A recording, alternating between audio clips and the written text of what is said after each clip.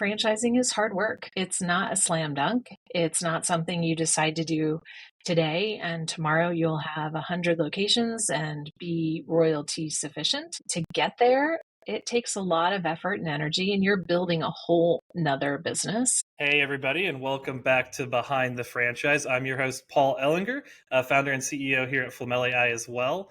Super excited today. I've got my friendship mentor, shout out IFA, Don Abbamondi here from SMB Franchise Advisors.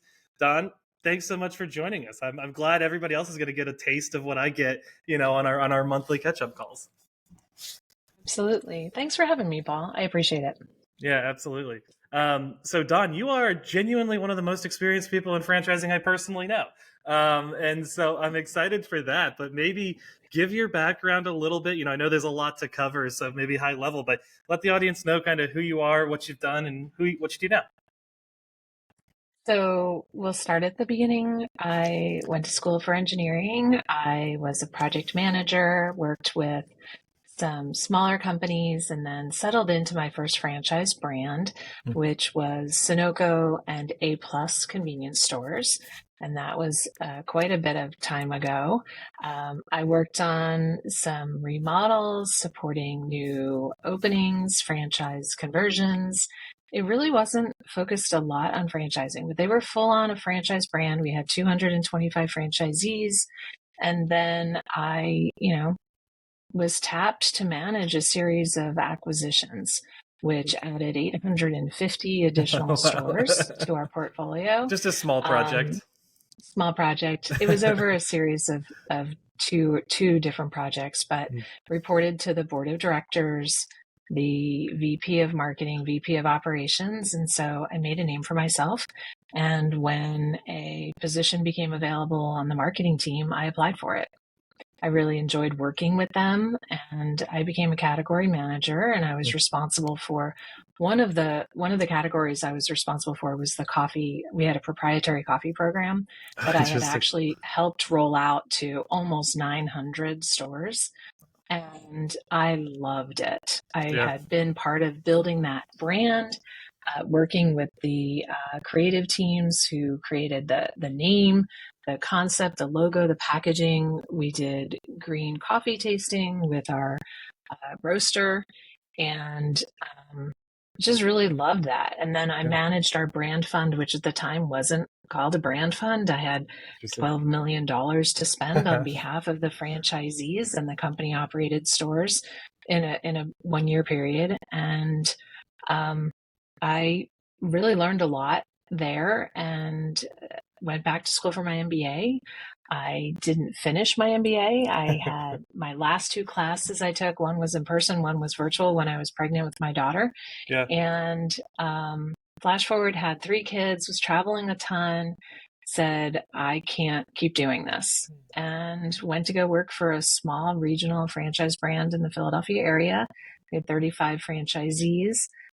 I came in to be the person in franchising to work with the founders. So I oversaw everything, including marketing, including new build outs, everything related to brand, training, operations, which was really the one area that I had been looking for. I actually took that job because I wanted to get the operations experience that I wasn't willing to do at Sunoco because of it would have been 35 to 40 stores. It would have been on the road in a car, traveling location to location, supporting franchisees directly. Yeah. And it just wasn't, I was past that in the company. And so I understood peripherally what operations needed in the field support side of it. And so I was able to do that with Fruit Flowers. And my husband and I became franchisees. So 1,000 stores, 35, one. The systems are probably a little different at each stage, yeah? They're really different. And so I consider that I got my MBA with street cred. Like I lived it. And so no, I don't have my MBA. And so I really, still have that engineering degree Have we ever talked about on the that? I've wall. also dropped out of a graduate school program. Did you really? I didn't drop out. I just didn't keep going. Okay, well, sure. I also didn't keep Yeah. going on a graduate program. Yeah. So I don't know. I've thought about it, and I think someday I'll just have some university grant me an honorary degree in my MBA, and I'll be fine. So no, but I love to learn. I love to continue to educate in any way I can about everything, not just marketing. Yeah. You name a topic, and I am very interested in learning more. So I do that every day with our clients on the SMB franchise advisor side, where we help companies who want to become involved in franchising. So our mission is to help brands to prepare, launch, and grow in franchising. And I learn a lot about hundreds of different industries every single day. Yeah. It's like the coolest part of franchising, in my opinion, is any given day you're talking to somebody and they're doing something that you've never even heard of before. But it is a thing. Potentially. Yep. I do At this get point, to have you've probably heard a lot of them. Repeat conversations, but and a little bit of counseling. Franchising is hard work. It's not a slam dunk. It's not something you decide to do today and tomorrow you'll have 100 locations and be royalty sufficient. To get there, it takes a lot of effort and energy, and you're building a whole nother business. And you are actually, when you decide to franchise, you're leaving the industry that you're in. If it's coffee, if it's professional services as a CMO, or a yoga studio operator, and you name it, you're leaving that business and you're entering a whole nother business in franchising. So no, I think I absolutely agree. I'm curious, I have to ask, as we know, I'm also an engineer, biomedical engineer back in the day. What caused your shift? Why did you leave engineering? So it's actually funny. I didn't think that I would leave the engineering team.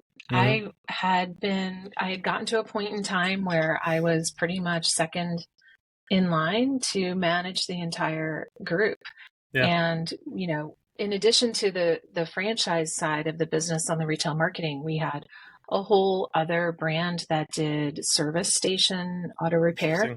We had a quick lube concept called Dynalube, which I helped build. We had 50 locations with that. We had 4,500 retail petroleum fueling locations across the East Coast and out to Indiana, Kentucky. And I really liked working there. There were a couple of things that started to come up, and my direct supervisor was going to retire. And a great guy. He was a hardcore engineer. He just had 3 daughters and had said, "You're next." And I'm going to retire in 2 years. And then the company decided to do a deal with Walmart. And they made a commitment to open 100 Walmart locations under a whole different brand that I helped develop. And they pulled him off of that and hired somebody who was 2 years older than me, who was not going to move out of that position in 2 years. So I kind of took a step back and I said, what do I do now? I like this guy. He's really smart. I like working with him. He's fair. He listens to me. He just wasn't going to move out of that position anytime soon. And so, when the position became available in marketing, there were 2 roles that were available. And I turned to the VP of marketing and I said, I want to throw my hat in the ring. And he said, I welcome you to the team.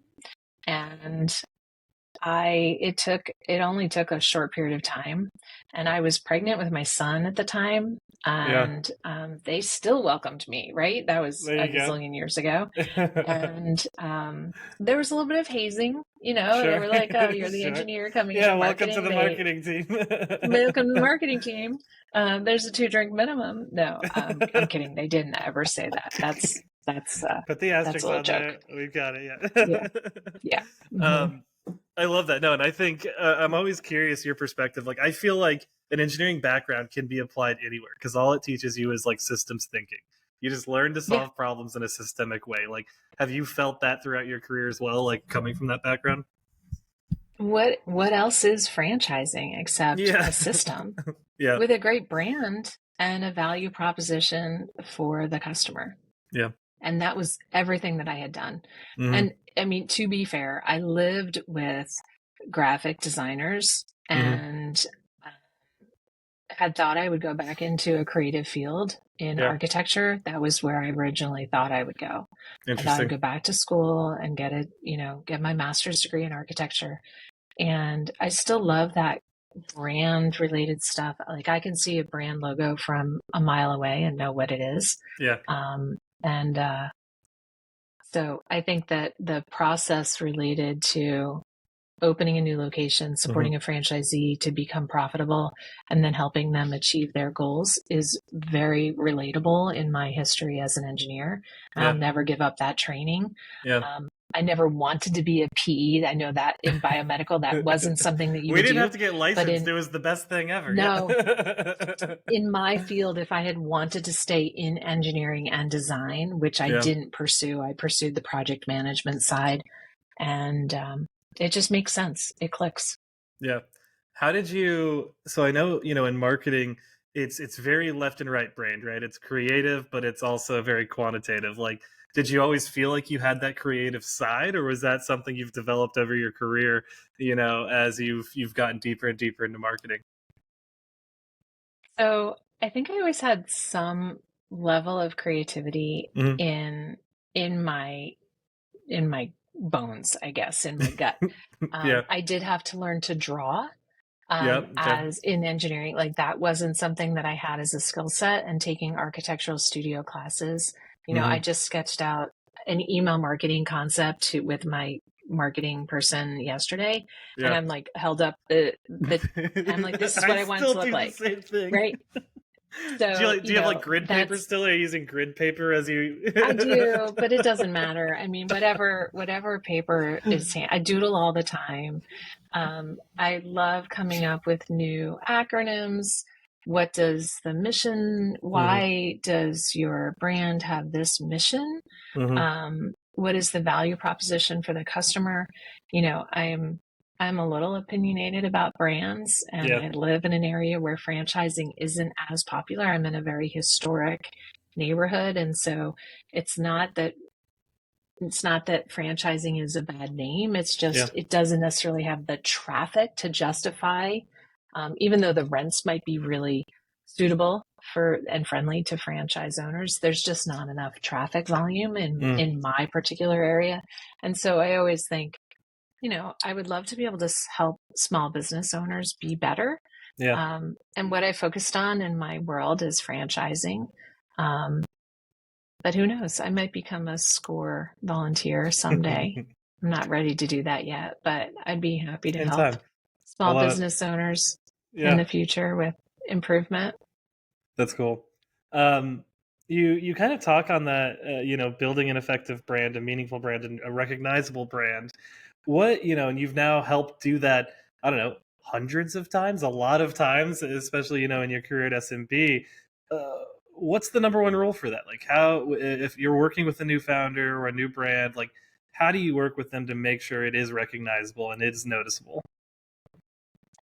So that isn't necessarily all that I do. So I definitely want them to work with an agency. Yeah. But what is different about their brand? What is going to set them out? There is, obviously there are lots of competing concepts, and they can all be successful. But how is the brand different? And then how do you build everything around that? It's your client-facing positioning, your customer, unique selling proposition. How does their logo and trade dress follow all the way through that consumer journey? And being dedicated to articulating that out for your franchisees. As the founder, I have conversations with founders all the time, and they're like, yeah, I don't spend any money on marketing. I'm like, that's great for you.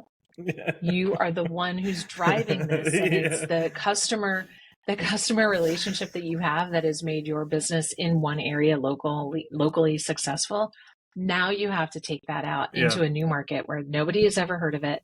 They may or may not know the product, and they don't know the people behind it. So franchisees are going to have to showcase the brand. And so, I love innovation, and I think that brands need to continue to evolve, and it's never going to be perfect. So don't wait until it is to go to market. Yeah. If you can go to market and then tweak it as you go, that's really, I think, how you need to do it. And I'm not saying to continue to tweak it every day, every month, and make franchisees rebrand because that's expensive, right? Right. But don't hesitate. It's now or never, or now or tomorrow, and tomorrow is always going to be tomorrow. Tomorrow's going to be harder too, because it's going to be bigger, more complicated, all of that. Or you're losing the opportunity that you had yesterday. Yeah. So. Yeah. No, I love that. You touch on a point that resonates with me a lot, which is kind of the founder-led sales, right? Like up front, when it's all founder-driven, they're small, they're building it. Obviously, that's how we are here at Flamel. And I think it's a hard thing to transition out of, right? And for sure. because it's your baby, I've thought about this 24/7 for how long, but you got to let it live in the world. Like, how do you coach people there? How would you coach me there, as their businesses expand?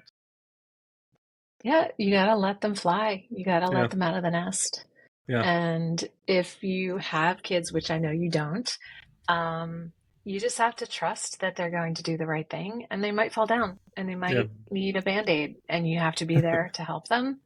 But if you get to the point where you believe that you want to franchise or expand with a team, you just have to trust that you've trained them well and you've given them the guidelines and the guardrails to make it even bigger. Yeah. And come at it with a different perspective. I mean, that's the one thing that I love. I like collaborating with people. I don't work really well in a silo by myself. I am not the most creative by myself. Yeah. I'm a little, squirrel, like, oh, that's distracting. I am a little bit like founders from that perspective. But if we get on a call, we get in the room, we sit down at the table and we start, I love to bounce ideas off of each other. And it's really stream of consciousness. And it's, that sparked something else that sparked this, that became this brilliant idea. And I am happy to be the collaborator and not just say, that was my idea. Although I do love it when a client goes to market and it's something that I help them create. Yeah, you see it out in the wild, and you're I do. I am internally proud. Like, they're my little baby. I'm really excited. You have every right to be. Yeah. And let them be successful and let them share that with franchisees and find, a way to be happy doing what you do every day. Yeah. No, I love that. And I'm curious, kind of talking about the beginning stages of a brand there and starting to grow it and launch it. You've been a part of obviously very scaled brands, as we've talked about. How do you see those differences there? Because obviously way easier to iterate and kind of build when you're young and early and still kind of figuring things out. What does that look like when I'm at 500, 1,000 units, and then all of a sudden I want to keep that iterative spirit? What are your thoughts there on kind of those differences and how to surmount them? You don't get stuck.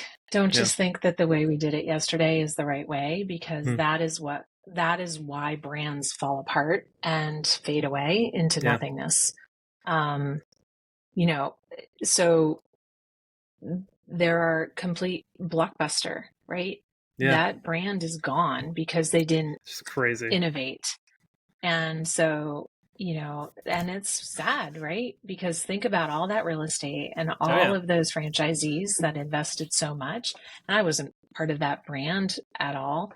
But even, we've seen company operated brands that were built that have gone away. And so, I think that I remember having a conversation a long time ago at the IFA with a multi-unit owner with a large not convenience store, quick service restaurant brand. And I don't know, he had 3 different brands, all fast food. and social media was just coming on. Yeah. And he goes, I can't compete with these independent, fast casual concepts that are healthy food, that are going to be priced similar to what I have to offer. And they're taking my market share away because people are starting to be a little bit healthier. And then Facebook and then Instagram and, it just all evolved. And I'm seeing that too now with AI. And so these smaller brands that can leverage the technology, they can do more with leapfrog, they could do so much more with less. And so I know it's harder to move that brand in a different direction. So you got to put a team on it and you have to invest in the change, but don't be afraid to adopt new things. And create a little task force, get your team, get some franchisees on it, bring in some suppliers, leverage the people who are supporting your brand. If you're at 200 or 500 or 1,000, and just know that if you don't innovate, you might not be here in 2, 5, 10 years. Yeah. No, Blockbuster's a great one there too, right? Because I think of AI, it's very similar to like the internet revolution, where it's just like it creates so much more efficiency that you just need so many fewer human and capital resources to do it. And to your point, it's a leapfrog period. Like there's going to be brands that are 50 units right now that are going to be 1,000, and that incumbent is going to just dry up over the next 5 to 10 years because they don't take advantage of like the go-to-market efficiencies. Yep, exactly. Yeah, that'll be interesting. Blockbuster was a shame. I have good memories as a kid of like, it was exciting to go into a Blockbuster. Like it was like a visceral experience to hold the thing and make the decision, And could you get popcorn with it? You could. There was the whole, it was I always the whole got a bag of experience M&Ms with it, it was great. Yep. Can't get that on Netflix. No, and you'd run into friends and you'd be like, "Oh, we saw this. What did this you would see? Be great." Or, yeah, exactly. Yeah, I absolutely agree. That's super interesting. What do you as you're thinking about that, like brands stagnate because they don't take advantage of technology or the changing times. We talked to Brooke Budke on this show. So she was president at Title Boxing. She now runs Momentum Brands. And she was talking about how brands are not taking advantage of Gen Z enough now because they're getting into that buying, decision-making power time in their lives. They think inherently differently than you, me, other people. Mm-hmm. How do you go about coaching brands there, especially some of those older brands where, their initial customers are 20 years older than they were now, and they don't even fit in their demographic anymore that they're trying to target? What does that conversation look like? How do you think about that? I think you have to listen to those customers. I mean, to be honest, those customers have been making buying decisions since before they had an allowance, to be honest. They influence their parents. I mean, a friend of mine just posted how her daughter finagles her into buying a new squishy softies fluffy thing every time she goes on a trip because she doesn't want to give one up to send with her mom on the vacation. And so the whether it's the 20-year-old who did that when they were 5, mm-hmm. or it's the 35-year-old now who's looking at, do they rent a house or rent an apartment or do they buy a home? Yeah. They may not want to buy a home. Yeah. Because they want to live downtown and be involved in the music scene, the restaurants that are where they'd like to be. Yeah. And so I think in every way you have to listen. I was one of those people where for a long time I was the youngest one in the room. Mm-hmm. And I always want to hear what they have to say. The question is whether or not they will tell me. Mm-hmm. But they will tell you, whether it's one-to-one or it's in a text message or it's what they post on social media. Yeah. You just have to listen. And if you want to find out, it's there. You just have to go find it. Yeah. How important do you think that is? So it's now come up on a few different episodes we've done where, we'll be talking to a president of a brand or something, and they say, hey, one of the unique advantages I had is I was my customer.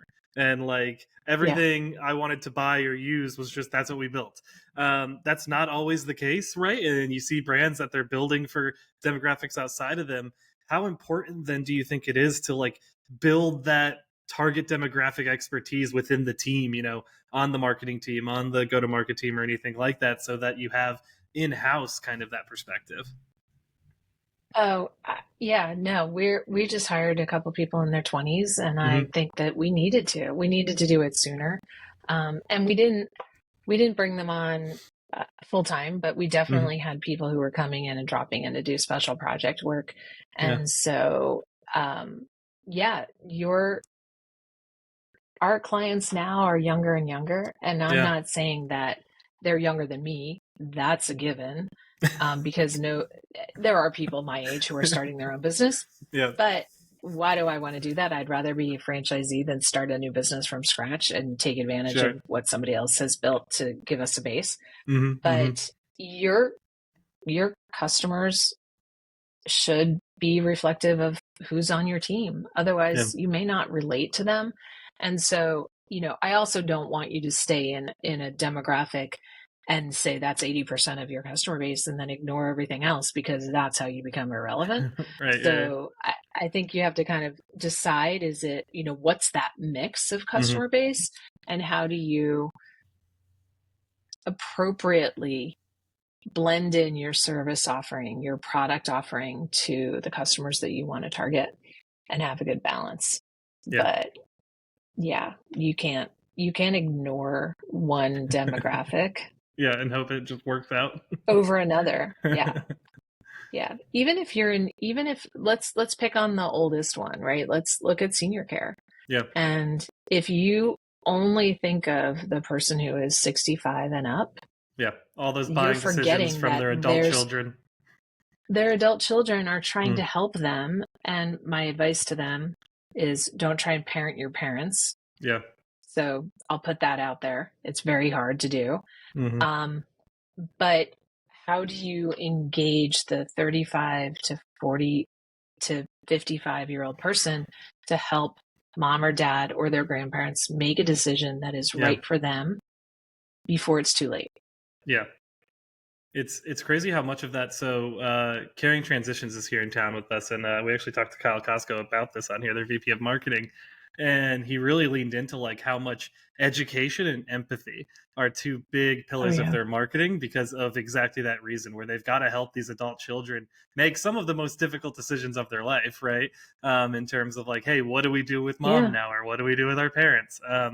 It's definitely hard and definitely interesting to have to deal with those things. But it does, to your point, lay out that the end consumer isn't always the exact person we need to market to and message to. Right. And it's not something that's ever a full-time role that you have. You're balancing a busy work schedule, you're building a career, maybe you're studying. I know plenty of people who are still in their, 20s who have helped parents or grandparents make those decisions. And it's never easy, and you can't maybe relate to it. But I've also known people who have been very, very young and have had an injury that have kept them at home way before virtual meetings could even take place. And they weren't able to do what they could have done in today's technology, and had to make decisions about their career based on physical issues. So, gotta love technology. I agree. I'm biased, but I agree.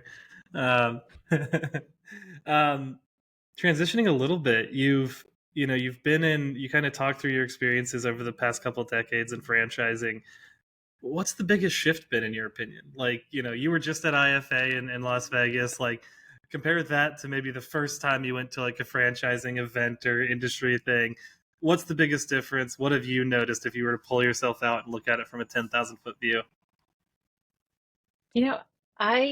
For me, it's been that I know people better. Every time you go, I think that you learn something new. I always feel that way. And, I didn't start going to IFA events as my first big conferences. The first conferences I went were in the retail marketing side of the world, where there were 20,000 people there.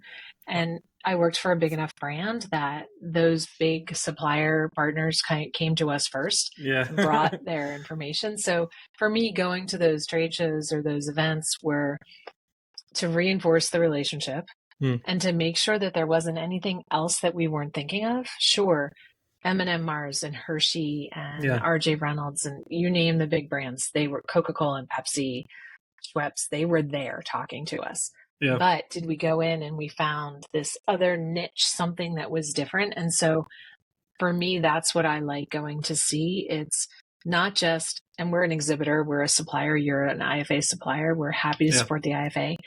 And you give a little bit of halo credit to those companies that are supporting the brands at that level. The new ones, take your company, for example. Let's see, what do you have to offer? You are trying to bring something that you think is going to add value to a franchise brand. Otherwise, you wouldn't be there. You wouldn't be in the room. And so I like to look at the new suppliers and the new service offerings, and then also continue to build on those relationships, because I always meet somebody else and I want to bring them into the circle and help them where maybe that was me 20 years ago. And if I can make an introduction and they connect with me on LinkedIn and I can introduce them to a company that they can either help or become a part of, there's room for everybody in this industry. Yeah, absolutely. There really is. Very big pie. Very, very big pie. Yeah. So No, I love that. And maybe on that a little bit, a good time to build into that. You know, you're a very big advocate for both franchising in general, for women in business. I think, you know, it comes across publicly that you take it very seriously and you spend your time on it. And I'm like a beneficiary of that, right? Even so, maybe talk to us about that. Like how, you know, working with the Women's Franchise Committee, like how have you seen female opportunities change throughout the last few years? You know, you kind of talk about getting into business and engineering early in your career, which I can only imagine what that would have been like, knowing how to this day even male dominated it is. But maybe talk into your experiences there a little bit. Yeah, so there were, for every female in my program, there were 6 men. There you go. Yep, and that was a really low ratio compared to like chemical engineering, which was maybe 1 to 30. Yeah. So, I fortunately have a mom, a grandmother, and a great grandmother that went to college. No way. So that's when actually I kind of decided crazy. I wanted to, when I wanted to go to school for engineering, they're like, go for it. Like, why would you not? Obviously, you should. Yeah. You should. And so I had that support from home, and all of my dad, my grandparents, everybody supported me in that way too. And so for me, I don't think I ever looked at it that I was a woman going into engineering. I was just a student going into a program that I wanted to be a part of. Sure. First and foremost, which maybe is a little bit of a different perspective, but also because I had that support on the back end. Yeah. And I had teachers in school, both female and male teachers, who said, you can do this. And I've realized over the last 20 years that not everybody had that same support. And so from my perspective, I want to be that voice to somebody else who didn't have it personally or professionally. And nobody can tell you that you can't do something except yourself. Yeah. I love that. I mean, I live by that personally as well. I think it definitely fits. I think what's interesting too is within franchising specifically, there is a strong cohort of like women leaders. Like it's very obvious. You guys do a fantastic job of like putting yourself in places that make it like unavoidable. And I mean that in the best sense of the word, where it's just like, yes, if you want to do things in this business and in this industry, you got to work with us, and we're going to be there. We're going to show up. We're going to be full of energy. We're going to do the thing. And show up is part of it. And if you're, so like I said, I've had the support of people who have been older or have been a leader or the owner of the company.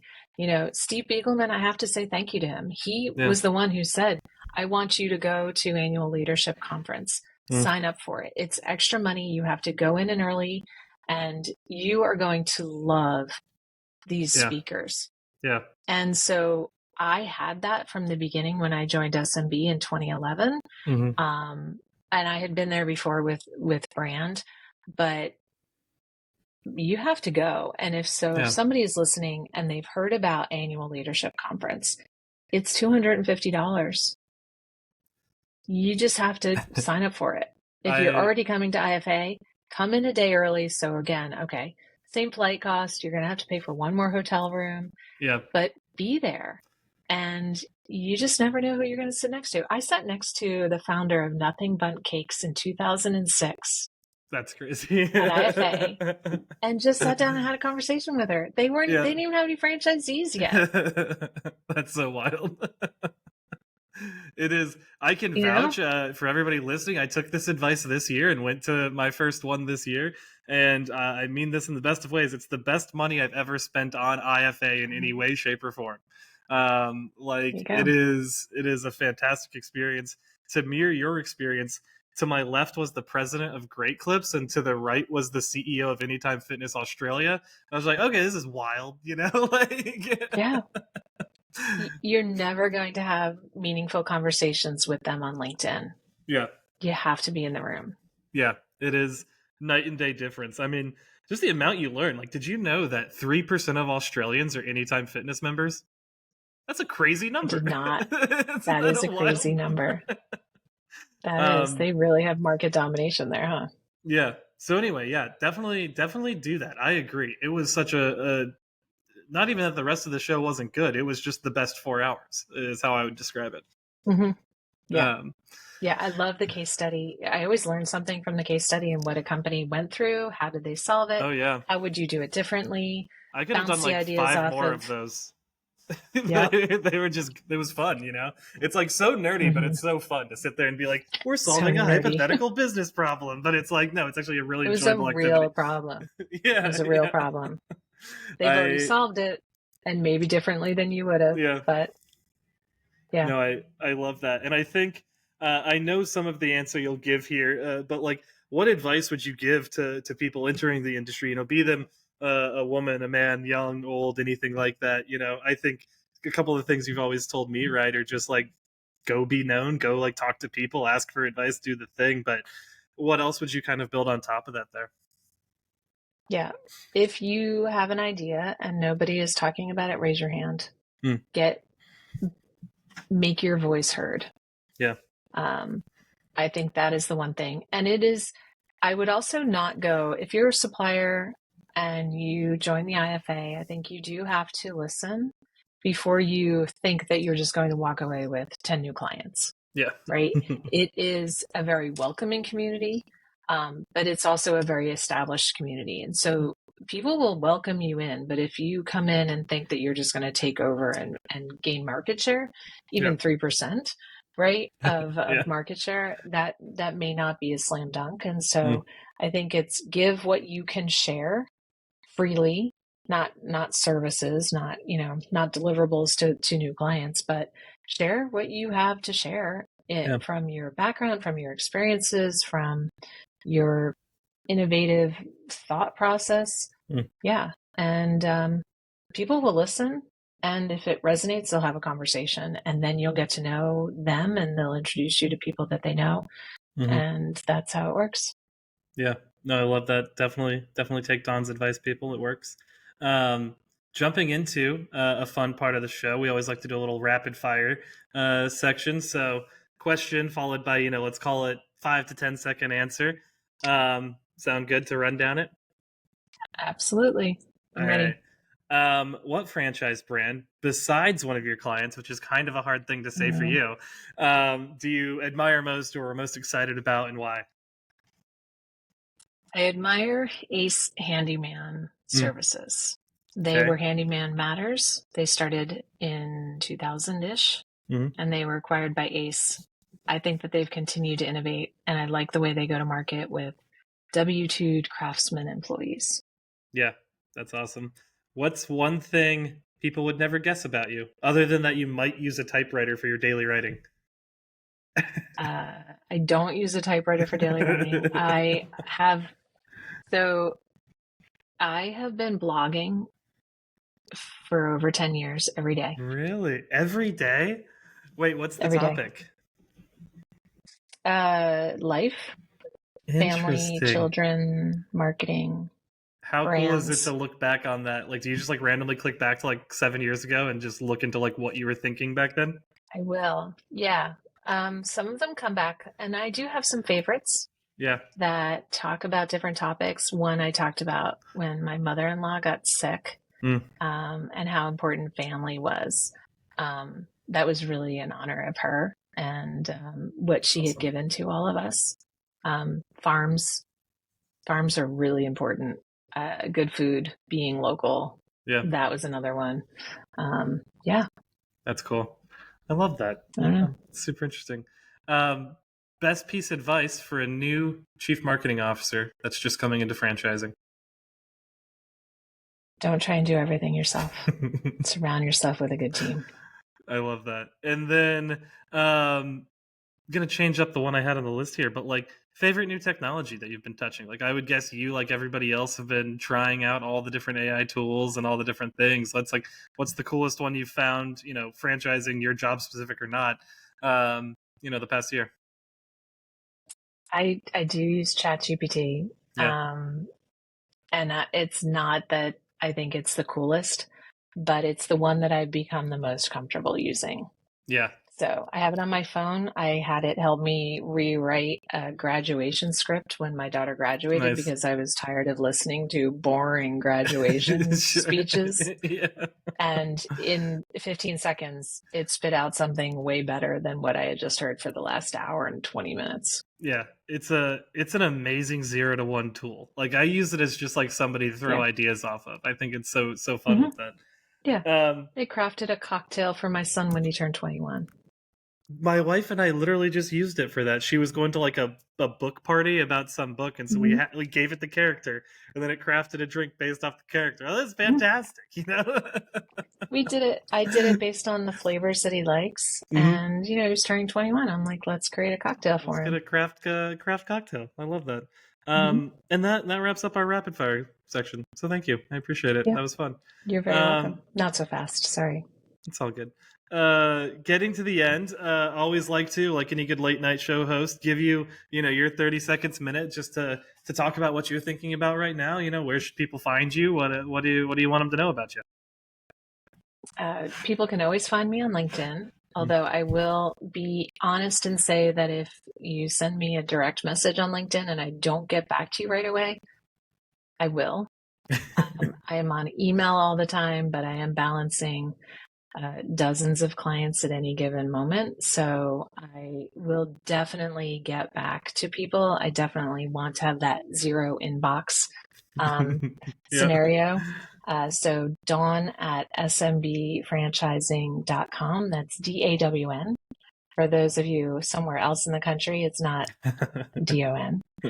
And don't hesitate to reach out, I think is really my last thought. Yeah.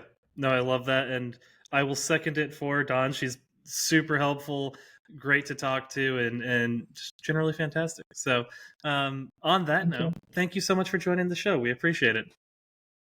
Definitely. I've enjoyed it. Thank you, Paul. Well, fantastic. And everybody, thanks for listening to us. Definitely check out Dawn, check out SMB Franchise Advisors. They're pretty well known, so I wouldn't guess we're going to hit anybody who doesn't know you guys. But if you don't know Dawn, go talk to her. She's fantastic. And thank you for listening to another episode of Behind the Franchise. And we look forward to talking to you at the next one. Bye.